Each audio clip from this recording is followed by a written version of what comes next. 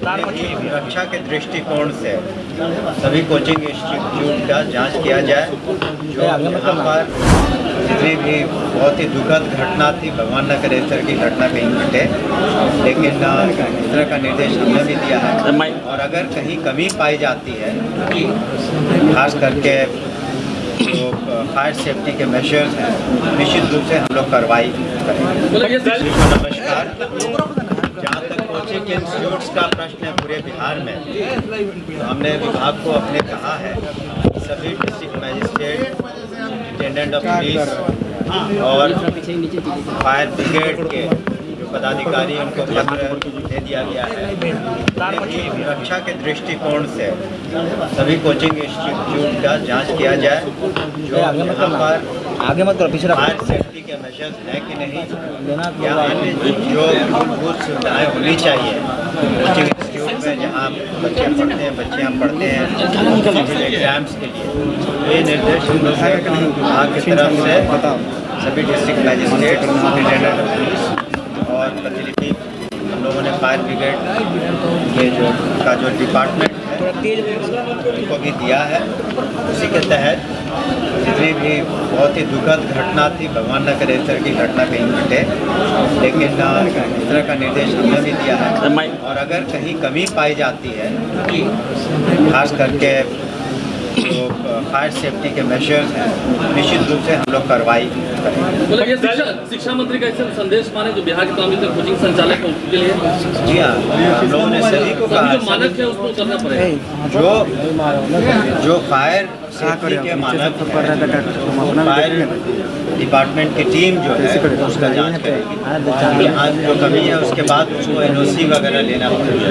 Sir, एक सवाल ये है कि आपकी जो एजेंसी है उन्होंने विधान परिषद में एक सवाल उठाया था, जो बाइक की खरीदी हुई है उसको उन्होंने बाइक की सप्लाई हुई है, उसमें उन्होंने घोटाले की आशंका जताई है और के पाठक पर आरोप लगाया है। और वाकई से हम लोगों ने बाइक देखा है कि क्वालिटी बड़ी निम्न है। सर, क्या कहना चाहेंगे इसके ऊपर? हमने परिषद में भी ये अपना बात रखी थी माननीय पार्षद के समक्ष। एक तो जो कही गई थी वो 500 रुपये का बैग के अंतर्गत ही खरीद करनी है और न कि 1000 या 1200। दूसरी बात हमने कही कि अगर किसी भी जगह, किसी भी डिस्ट्रिक्ट में या किसी भी सब डिवीज़न में अगर इस तरह के गलत परचेजेज हुए हैं, तो आप हमें खुद भी है उसको लिख करके दे सकते हैं, चाहे वो जनप्रतिनिधि हो या कोई भी पब्लिक हो, अभिभावक हो। आपको बता दें कि इसी तरह की जब शिकायत हमें डिस्ट्रिक्ट एजुकेशन ऑफिसर के बारे में 2 ऑफिसर के बारे में मिली थी, तो हम लोगों ने जांच कराया, उन्होंने निलंबित भी किया। ऐसी बात नहीं है। तो जांच की जो प्रक्रिया वो तो आपको नैसर्गिक न्याय है कि दूसरे को आपको एक मौका देना चाहिए। जांच के उपरांत कहीं भी गड़बड़ी अगर पाई जाती है, चाहे वो मामला बैग परचेज का हो या अन्य कोई मामले हो या उपस्कर का कोई भी मामला हो, तो निश्चित रूप से हम लोग कार्रवाई करेंगे।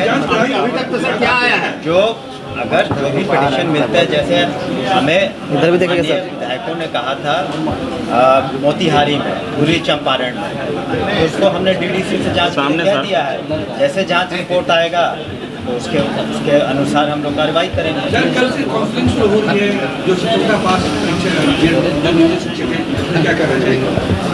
देखिए, हमने पहले भी कहा कि हम अभी भी इस बात पर जोर देना चाहेंगे कि महिलाओं को जब भी उनकी पोस्टिंग हो, जो सक्षमता पास कर चुके हैं, 1,88,000 से ज़्यादा संख्या और पुनः करीब 80,000 से ज़्यादा दे रहे हैं एग्ज़ाम्स, तो उनको महिलाओं को, दिव्यांगों को, पति पत्नी की टीम को या कोई ऐसे असाध्य रोग हो या गंभीर बीमारी हो, तो उन लोगों को प्राथमिकता दे करके अच्छी व्यवस्था हम लोग करवाएंगे, ताकि जो शिक्षक हैं वो विलिंगनेस है उनके पास रहे और स्वेच्छा से अपने अच्छी तरीके से छात्र छात्राओं को पढ़ाई करें। सर, लेकिन ओवरऑल हम देखें तो स्थानांतरण नीति जो है इस पर कई बार बैठकें हुई हैं, लेकिन अगर कोई अभी फाइनल आपको बता दिया जाएगा उस पर डिस्कशन करके।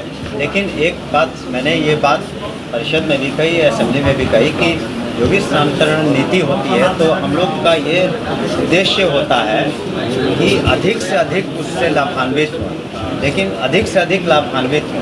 लेकिन कोई भी पॉलिसी बनेगी तो उसमें 100% सेटिस्फैक्शन लेवल नहीं होता, लेकिन हम लोग अगर अधिक से अधिक 80%, 90% को सेटिस्फाई कर पाए और उनके अनुसार हम लोग कर पाएँ तो हम समझते हैं वो पॉलिसी से ठीक है, थैंक यू।